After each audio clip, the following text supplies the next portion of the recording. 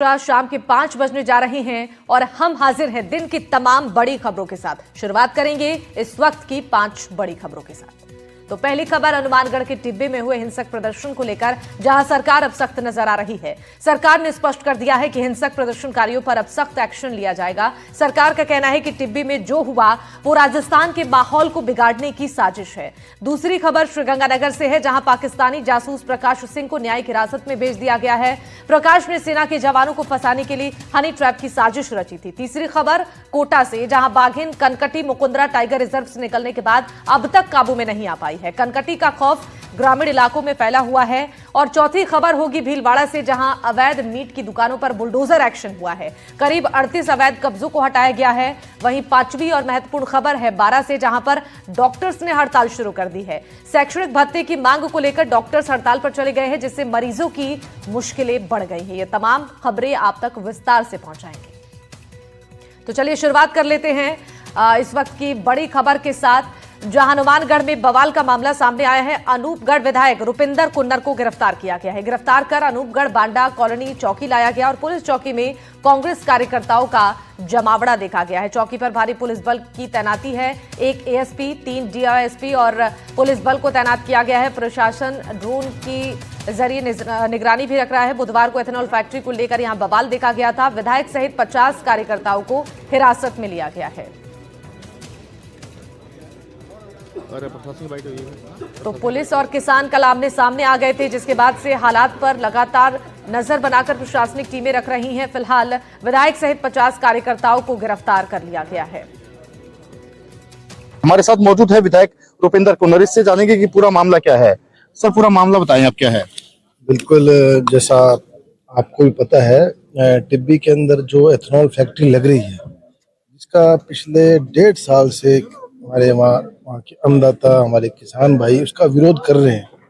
विरोध इसलिए कर रहे हैं क्योंकि एथेनॉल फैक्ट्री का विरोध नहीं है, जो जगह उन्होंने चिन्हित की है उस जगह का विरोध है, क्योंकि वो सिंचित एरिया है, वो आबादी वाला एरिया है।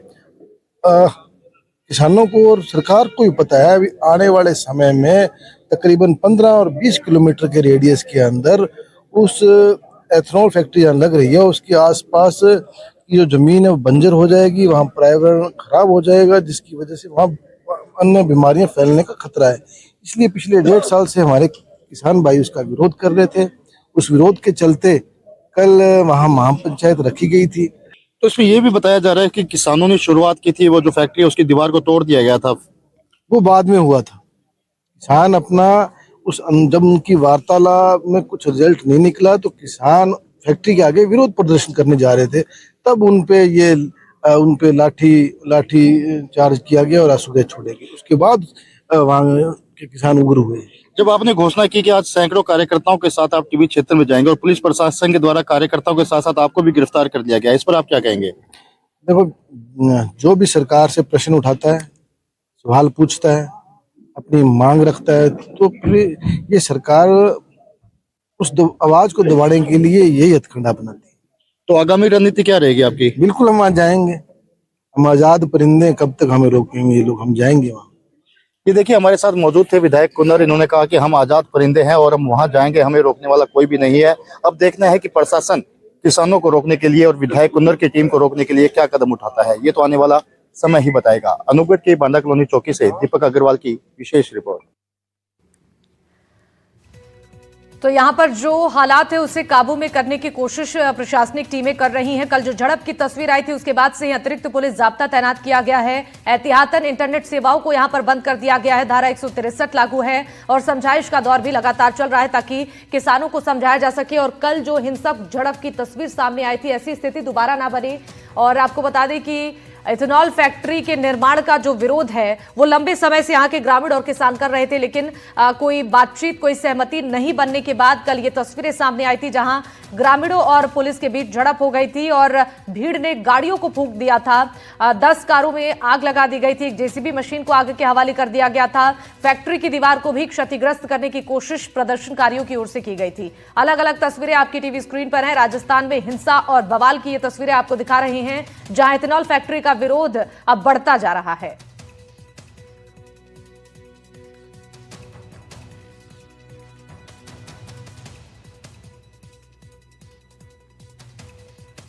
दीपक हमारे सहयोगी इस खबर पर ज्यादा जानकारी देने के लिए जुड़ चुके हैं। दीपक, देखिए कल जो बवाल की तस्वीरें थी उसके बाद लगातार स्थिति पर नजर बनाकर प्रशासनिक टीमें रखी हैं और यहां कांग्रेस कार्यकर्ताओं का जमावड़ा भी देखने को मिला।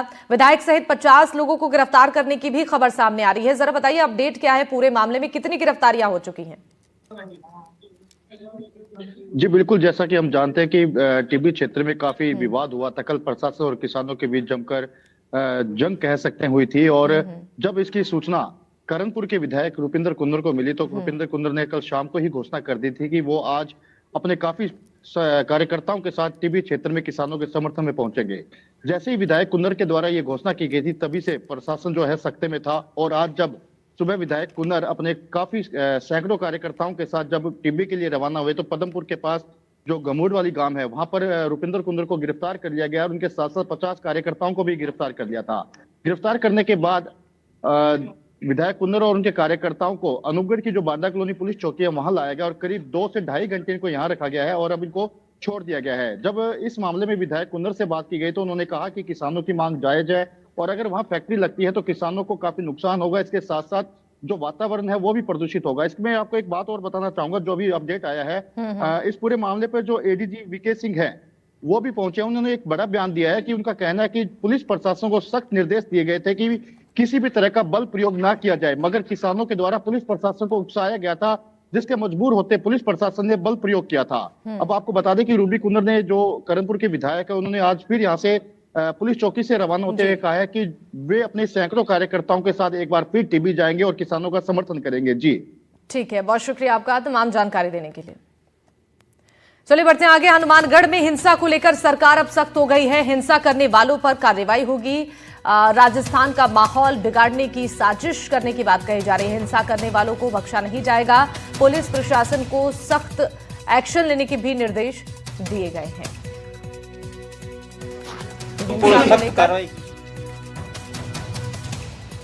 अब पुलिस प्रशासन को सख्त एक्शन लेने के निर्देश जारी किए गए हैं।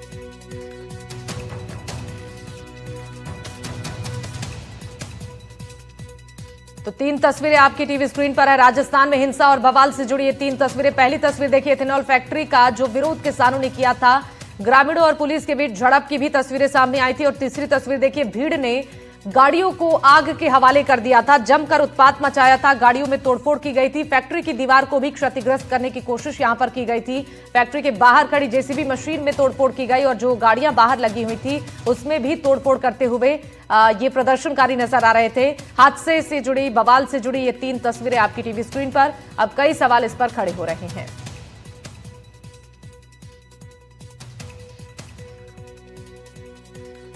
आगे सीकर से बड़ी खबर है, जहां नानी गांव में गंदे पानी का कच्चा डैम टूटने का मामला है। ग्रामीणों का सब्र का बांध टूट गया है। अनिश्चितकालीन धरना दिया गया है। टेंट लगाकर धरने पर सैकड़ों ग्रामीण बैठे हैं। नानी बांध के टूटने से NH 52 पर पानी भर चुका है। आसपास के खेतों में भी गंदा पानी भरा है। गंदे पानी से खेतों में खड़ी फसलें खराब हो गई हैं। समस्या के स्थायी समाधान और मुआवजे की मांग हो रही है। हाईवे पर वाहन चालक भी परेशान हो रहे हैं। सूचना पर मौके पर टीम पहुंची हुई है। जगदेव इस खबर पर ज्यादा जानकारी देने के लिए हमारे साथ लाइव जुड़ चुके हैं। जगदेव, लोगों की नाराजगी देखिए अब बढ़ती जा रही है। NH जाम कर प्रदर्शन किया जा रहा है। बताइए, मांगों को लेकर कोई सहमति बन पाई है क्या?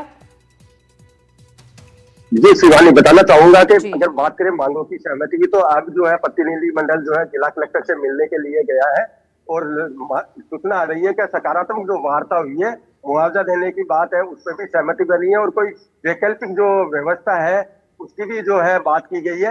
इस तरह के आश्वासन जो मिले हैं। आपको बता दूं कि ये जो पूरा मामला सीकर शहर के नजदीकी नाली गांव का है, वहां पर जो है कच्चा जो बांध बना हुआ है डैम, जिसमें जो है सीकर शहर का पूरा जो गंदा पानी है वहां इकट्ठा किया जाता है और वो ओवरफ्लो होने के चलते जो नानी गांव का कच्चा बांध जो है वो बार बार टूट जाता है। टूटने से जो है बदाडर, नानी गांव, सुंदरपुर सहित जो आसपास के जो इलाके हैं वहां पर जो है लोगों के खेतों में पानी भर जाता है, मकानों में पानी भर जाता है और मुख्य नेशनल हाईवे 52 है वहां तक पानी पहुंच जाता है और जो आवागमन जो वाहन चालक है उनको भी काफी परेशानी का सामना करना पड़ता है। इसी को लेकर आपको बता दें कि देर रात जो अचानक से नानी गांव का जो कच्चा बांध था वो टूटा था, जिसके चलते जो गंदा पानी है नेशनल हाईवे 52 होते हुए ढाका की ढाणी और जो बडाडर तक ये पानी पहुंच गया था और पूरी जो मुख्य हाईवे थी वो लबालब हो चुकी थी गंदे पानी से, जिसके चलते आसपास के इलाके जो थे उन खेतों में भी पानी अंदर घुस गया, जिसके चलते स्थानीय ग्रामीणों ने प्रदर्शन किया और मुख्य नेशनल हाईवे 52 ने उसको जाम किया था।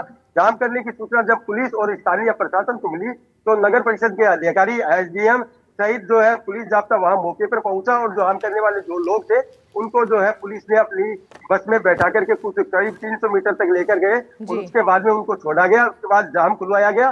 जाम खुलवाने के बाद इस जो है पुलिस की जो इस रवैये से जो है आपको बता दें कि स्थानीय ग्रामीण और आक्रोशित हो गए और उन्होंने जो है अनिश्चितकालीन धरना टेंट लगा करके वहीं शुरू कर दिया। उसके बाद में जो है स्थानीय प्रशासन वहां पर पहुंचा और जो एसडीएम निखिल पोदार है वो भी वहां पर पहुंचे। उन्होंने समझाइश की है। समझाइश के बाद में जो है जब प्रदर्शनकारियों का एक जो प्रतिनिधि मंडल है वो जिला कलेक्टर के पास में पहुंचा है, जिला कलेक्टर से वार्ता की है और प्रारंभिक सूचना अगर यही है कि इसी के अंदर जो है जो सहमति बनी है, सहमति के अनुसार जो जिन किसानों का नुकसान हुआ है उनको जो मुआवजा दिया जाएगा और जो पानी की निकासी है उसके भी एक वैकल्पिक व्यवस्था की जाएगी, इस तरह के आश्वासन दिया गया और अब संभवतः